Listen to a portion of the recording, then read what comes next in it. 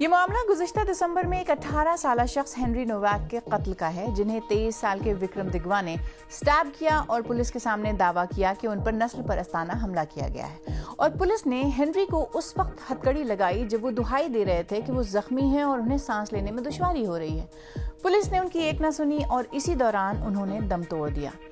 اس واقعے نے برطانیہ میں پولیس کے ایکشنز پر بحث چھیڑ دی ہے۔ یہی نہیں، برطانیہ میں ایک بار پھر امیگرنٹ مخالف بات چیت کو زور ملا ہے اور یہاں تک کہ پرتشدد مظاہرے بھی ہوئے ہیں۔ میں ہوں سمرہ فاطمہ اور یہ آج BBC نیوز اردو کے پروگرام جہنما میں ہماری ٹاپ سٹوری ہے۔ اس کے علاوہ پروگرام میں دیکھیے گا، اسرائیل اور لبنان نے حزب اللہ کے حملے بند کرنے کی صورت میں جنگ بندی پر عمل درآمد کرنے کا اعلان کیا ہے، جبکہ حزب اللہ نے اس ڈیل کو ریجیکٹ کر دیا ہے۔ اور دیکھیے گا کہ پاکستان سے افغانستان جانے والی مسالے دار بریانی کابل میں کیسے مشہور ہوئی۔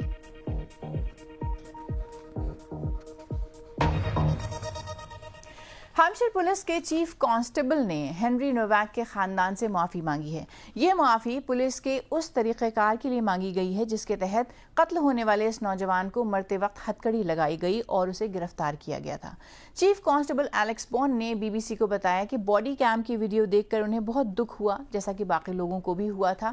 اس ویڈیو میں دیکھا جا سکتا ہے کہ 18 سالہ نوجوان بار بار پولیس افسران کو بتا رہا ہے کہ اسے سٹیب کیا گیا ہے اور وہ سانس نہیں لے پا رہا ہے۔ ڈومیا اقبال کی یہ رپورٹ دیکھیے جسے پیش کر رہی ہیں آسیہ انصر۔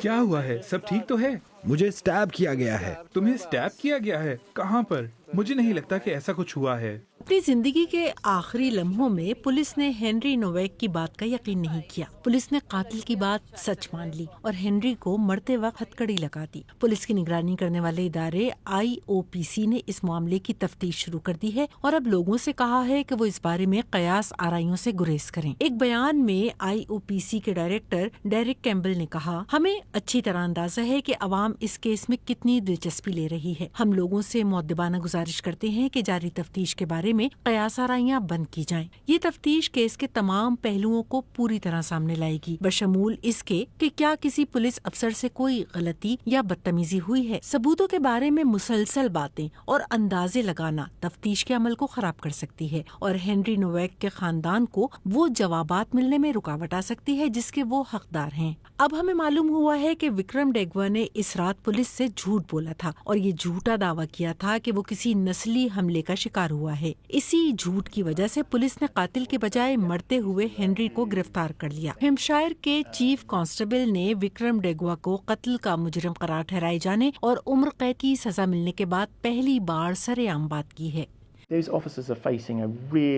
ان پولیس افسران کو ایک بہت ہی مشکل صورتحال کا سامنا تھا، لیکن میں لوگوں کے جذبات کو بالکل سمجھتا ہوں اور جب آپ وہ ویڈیو دیکھتے ہیں تو وہ دل کو ہلا دینے والی ہے۔ ہمارے لیے کچھ سوالات ہیں، بالکل سچے سوالات، جن کا جواب دینا بہت ضروری ہے، لیکن اس کارروائی کو پورا ہونے دیں بجائے اس کے کہ ہم پہلے سے ہی کوئی فیصلہ سنا دیں۔ ہنری کے خاندان نے اپیل کی ہے کہ اس کی موت کو مزید نفرت اور پھوٹ پیدا کرنے کے لیے استعمال نہ کیا جائے، لیکن اس کیس کے بعد سے پرتشدد مظاہرے شروع ہو چکے ہیں اور پولیس کی نسل پرستی کے خلاف پالیسیوں پر ملک بھر میں ایک بحث چھڑ گئی ہے۔ میں ہنری نویک کے خاندان کے ساتھ دلی ہمدردی کا اظہار کرتی ہوں۔ بیرونیس ڈورین لارنس نے، جن کے اپنے بیٹے اسٹیفن کو 1993 میں ایک نسلی حملے میں قتل کر دیا گیا تھا، سیاست دانوں پر زور دیا ہے کہ وہ ہنری کے قتل کے بہانے برطانیہ میں نسلی برابری کے حوالے سے ہونے والی ترقی کو پیچھے نہ دھکیلیں۔ وہ کنزرویٹو پارٹی کے لیڈر کیمی بیڈنو کو جواب دے رہی تھی، جنہوں نے ہنری کے کیس کا موازنہ اسٹیفن لارنس کے کیس سے کیا تھا، جس موازنے کو بیرونس لارنس نے سختی سے مسترد کر دیا ہے۔ میں سمجھتی ہوں کہ یہاں بیٹھ کر اور اقتدار کی پوزیشن میں ہو کر یہ کہنا کہ آپ سب کچھ بدل کر پرانے وقتوں جیسا کرنا چاہتے ہیں غلط ہے۔ میرے خیال میں ہم نے جس برابری کی طرف قدم بڑھایا ہے وہ اس ملک میں سب کے لیے بہتر ہے۔ ہنری نویک کے خاندان کے لیے قاتل کو جیل بھیجنا اس انصاف کا صرف ایک حصہ ہے جو وہ چاہتے ہیں۔ اس کے آخری لمحوں میں کیا ہوا تھا اور اس کا ذمہ دار کون ہے، ان سوالات کے جواب ملنا ابھی باقی ہیں۔ اور اسرائیل اور لبنان واشنگٹن میں براہ راست بات چیت کے چوتھے دور کے بعد اپنی نازک جنگ بندی کو رینیو کرنے پر متفق ہو گئے ہیں، اگرچہ اسرائیل کے وزیر دفاع نے کہا کہ ان کی افواج لبنان میں زمینی کارروائیاں جاری رکھیں گی۔ حزب اللہ نے یہ ڈیل ریجیکٹ کر دی ہے۔ امریکہ کی ثالثی میں ہونے والے مذاکرات کے بعد جاری کیے گئے ایک مشترکہ بیان میں دونوں فریقوں نے کہا کہ وہ مہینوں سے کی جنگ کے بعد جنگ بندی کے اقدامات پر عمل درآمد کرنے کے لیے کام کریں گے۔ یہ کشیدگی اس وقت شروع ہوئی تھی جب حزب اللہ نے فروری کے آخر میں ایران پر امریکہ اور اسرائیل کے حملوں کے جواب میں اسرائیل پر حملہ کیا تھا۔ ان تجاویز میں اسرائیل پر حزب اللہ کے حملوں کا خاتمہ، لبنان کے اندر پائلٹ سیکیورٹی زونز کو قائم کرنا جس میں حزب اللہ کے کارکنوں پر پابندی ہوگی، اور ان علاقوں کا خصوصی کنٹرول لبنانی مسلح افواج کو منتقل کرنا شامل ہے۔ 16 اپریل کو اسرائیل اور لبنان کے درمیان ہونے والی جنگ بندی لڑائی روکنے میں ناکام رہی تھی، جس میں دونوں فریقوں نے دعویٰ کیا تھا کہ ان کے مخالف فریق نے معاہدے کی شرائط کی خلاف ورزی کی ہے۔ حزب اللہ ان مذاکرات کا حصہ نہیں تھا اور انہوں نے ان مذاکرات کو بے مقصد، شرمناک اور بیکار قرار دیا ہے اور کہا ہے کہ لبنان کی عوام کے ایک بڑے حصے نے مکمل اور واضح طور پر اس ڈیل کو مسترد کر دیا ہے۔ اس گروہ نے اب تک لبنان اور اسرائیل کے سفارتکاروں کے درمیان مذاکرات کی سخت مخالفت کی ہے۔ سخت دائیں بازو کی اسرائیلی جماعتیں بھی اس جنگ بندی کی مخالف ہیں۔ تجویز کے اعلان کے کچھ ہی دیر بعد امریکہ میں اسرائیل کے سفیر یاشیل لیٹر نے کہا کہ انہیں یقین ہے کہ یہ معاہدہ برقرار رہے گا، تاہم اس بارے میں بہت سے سوالات ابھی باقی ہیں، جیسا کہ ہماری مڈل ایسٹ نامہ نگار لینا سنجاب بھی وضاحت کرتی ہیں۔ اب آج کا یہ معاہدہ بنیادی طور پر حزب اللہ کو متاثر کر رہا ہے۔ اسرائیل کے خلاف کسی بھی قسم کے حملوں کو روک رہا ہے۔ بدلے میں اسرائیل لبنان میں تمام حملے روک دے گا، لیکن یہ واضح طور پر نہیں بتایا گیا ہے کہ کیا اسرائیلی پیچھے ہٹیں گے یا وہ کب پیچھے ہٹیں گے۔ جن پائلٹ زونز کے بارے میں انہوں نے بات کی ہے وہ اس بات کا ایک ٹیسٹر بھی ہیں کہ لبنانی فوج کیسے کام کرنے جا رہی ہے۔ یہ ایک ایسی چیز ہے جس پر 2024 میں بھی اتفاق ہوا تھا اور کہا گیا تھا کہ لبنانی فوج جنوب کا چارج سنبھال لے گی، لیکن یہ کبھی نافذ نہیں ہوا۔ یہ اس لیے کیونکہ حزب اللہ نے ہتھیار ڈالنے اور فوج کو اندر آنے دینے سے انکار کر دیا تھا۔ تو اب یہ دیکھنا ہے کہ یہ کیسے نافذ ہونے جا رہا ہے۔ لبنانی فوج جنوب کا چارج سنبھالنے کے قابل کیسے ہوگی، خاص طور پر ان پائلٹ زونز کے علاقوں میں جو دریائے لٹانی کے جنوب میں ہیں۔ ان میں سے زیادہ تر علاقوں پر اب اسرائیل کا قبضہ ہے۔ اور اسی دوران بدھ کو کویت کے ایک انٹرنیشنل ایئرپورٹ پر ڈرونز کے حملے کے بعد ایک انڈین شہری ہلاک اور کم از کم 60 زخمی ہو گئے ہیں۔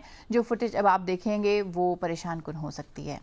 کویت کی وزارت دفاع کے ترجمان نے اس حملے کو مجرمانہ ایرانی جارحیت قرار دیا ہے، جبکہ وزارت خارجہ نے کہا کہ اس سے سفارتی مشنز کو نقصان پہنچا ہے۔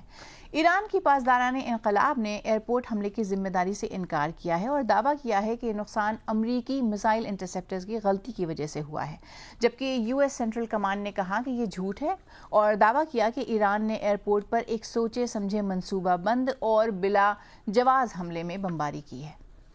امریکی ایوان نمائندگان نے ایک ایسی قرارداد منظور کی ہے جس کا مقصد صدر ڈونلڈ ٹرمپ کو ایران کے خلاف مزید فوجی کارروائی سے روکنا ہے، جس پر سوشل میڈیا پر کئی قسم کے تبصرے بھی کیے جا رہے ہیں۔ دیکھیے اس کی تفصیلات آج ٹرینڈنگ میں۔ 208 کے مقابلے میں 215 ووٹوں سے منظور ہونے والی اس قرارداد کی حیثیت بڑی حد تک علامتی سمجھی جا رہی ہے۔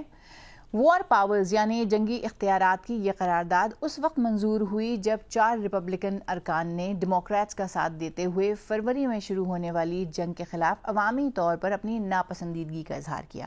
اس قرارداد کے تحت صدر ٹرمپ کو یا تو امریکی افواج کو اس تنازع سے واپس بلانا ہوگا یا پھر جنگ جاری رکھنے کے لیے کانگریس سے باقاعدہ منظوری حاصل کرنی ہوگی۔ وائٹ ہاؤس نے اس قرارداد کی اہمیت کو مسترد کرتے ہوئے کہا کہ یہ صدارتی اختیارات کو محدود کرنے کی غیر آئینی کوشش ہے، لیکن اگر ریپبلکن جماعت کے زیر کنٹرول امریکی سینٹ بھی اسے منظور کر لیتی ہے تو اس کے لیے صدر کے دستخط درکار نہیں ہوں گے، البتہ اسے قانونی طور پر چیلنج کیا جا سکتا ہے۔ اور اس بارے میں ایکس یوزر پیٹ جے ڈی نے لکھا، ٹرمپ اسے ویٹو کر دیں گے۔ اور ایک دیگر اکاؤنٹ اسینشن سے لکھا گیا کہ ٹرمپ خود کہہ چکے ہیں کہ انہیں کانگریس سے کوئی فرق نہیں پڑتا، تو یہ لوگ کوشش بھی کیوں کر رہے ہیں، یہ وقت کی بربادی ہے۔ ولہالہ اسپائکر نے لکھا، 4 ریپبلکنز کو یہ یاد آ گیا کہ انہوں نے آئین کا حلف اٹھایا ہے، کسی ایک شخص کا نہیں، اور ماگا کے حامی اسے غداری قرار دے رہے ہیں۔ اور اسپینسر گفی نے لکھا کہ یہ جنگ امریکی ووٹ کے ساتھ دھوکہ ہے، ہم نے ٹرمپ کو کوئی نئی جنگ شروع کرنے کے لیے نہیں چنا تھا، جبکہ سہرا نے لکھا کہ جس نے بھی ایران پر حملے کے خلاف ووٹ دیا ہے وہ امریکہ کی قومی سلامتی کو خطرے میں ڈال رہا ہے۔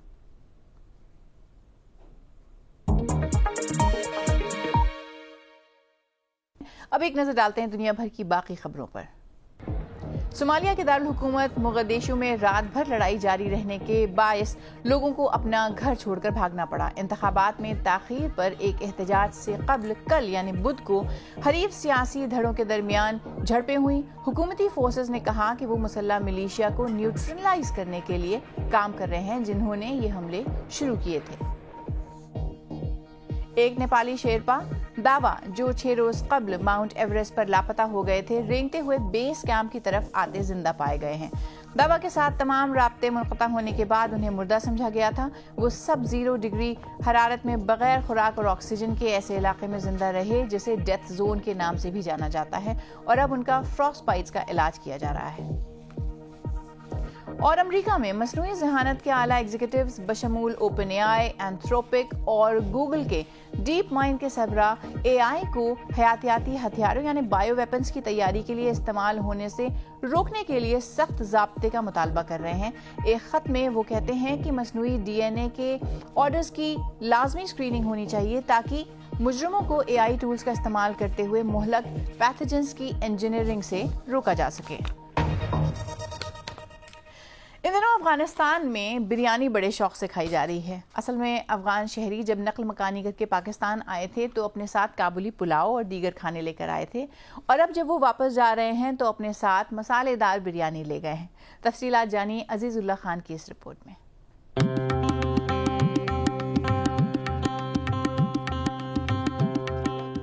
نمکین چاول کھانے والے افغان شہری اب مسالے دار بریانی کے بھی دلدادہ ہو گئے ہیں۔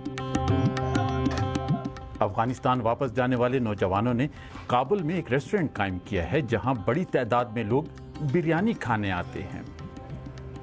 1 سال ہو رہا ہے، اور سٹارٹنگ جو ہے ایک ریڈی سے سٹارٹ کی، جہاں پہ کابل میں اس کو کراچی کہتے ہیں ریڈی کو، تو ریڈی سے سٹارٹ کیا، تو ابھی ماشاءاللہ سے ریسٹورنٹ 7-8 بندے تو صرف ویٹرز ہیں۔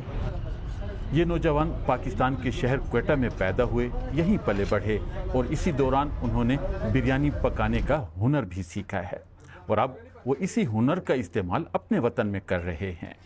لوگ کافی پسند کرنے لگے، اور دن کے اگر بتائے تو 500 سے 600 لوگ آ جاتے ہیں، اور یہ آتے رہتے ہیں، کوئی ڈیلیوری کے مطلب تھرو ہماری چیزیں لیتے ہیں، کوئی ایسے ہی ریسٹورنٹ آ کر چیزیں لیتے ہیں۔ تو افغانستان میں بیشتر لوگ صرف نمک یا انتہائی کم مسالے والی ڈشز پسند کرتے تھے، لیکن مرچ مسالوں سے بھرپور بریانی کا ذائقہ اب انہیں پسند آیا ہے۔ بریانی دلته داسې خاص نه چلیده، که څه هم ما د پلان درلود دا بریانی افغانستان میں پہلے نہیں چلتی تھی۔ جب سے طالبان کی حکومت آئی ہے اور پاکستان سے افغان واپس آئے ہیں، تب سے بریانی کا کاروبار عروج پر ہے۔ مهاجر شروع سو، کله چې مهاجر شروع سو نو بریانی دلته بیا ډېر په کش کې روان سم۔ کابل میں محدود سطح پر بریانی پہلے بھی کھائی جاتی تھی، لیکن اب جگہ جگہ بریانی فروخت ہو رہی ہے۔ خو دا کوم مهاجر ورونه چې پاکستان وګورم هغه بیا دلته بیکار نه پاتې کیږي۔ جو بھائی پاکستان سے آ رہے ہیں انہیں روزگار کا کوئی ایشو نہیں، خاص کر کوکنگ کا کام ہمیں بھی ضرورت ہے، کوئی بے روزگار نہیں رہے گا۔ ضرورت لرو او ان شاء الله بیکار نه پاتې کیږي سره۔ پاکستان اور افغانستان کے درمیان تعلقات کشیدہ ہیں، لیکن پاکستان کی مسالے دار بریانی افغانستان میں اور افغانستان کا ذائقے دار کابلی پلاؤ پاکستان میں اب بھی بہت پسند کیا جاتا ہے۔ اور اب آپ کو لے کر چلتے ہیں بنگلہ دیش اور ملواتے ہیں 80 سالہ لطف الرحمان سے۔ یہ وہ ٹیچر ہیں جو اپنے اسٹوڈنٹس کو صرف 1 ٹکے میں پڑھاتے ہیں۔ رحمان ایک معمولی فیس کے بدلے ان بچوں کو پڑھاتے ہیں جن کے خاندان پرائیویٹ ٹیوشنز افورڈ نہیں کر سکتے، اور اپنی اس کوششوں سے وہ کئی خاندانوں کی زندگیاں بدل چکے ہیں۔ دیکھیے شاہنواز راکی کی یہ رپورٹ جسے پیش کر رہی ہیں عالیہ ناز کی۔ آج আমাদের ছুটি ও ভাই, آج আমাদের ছুটি।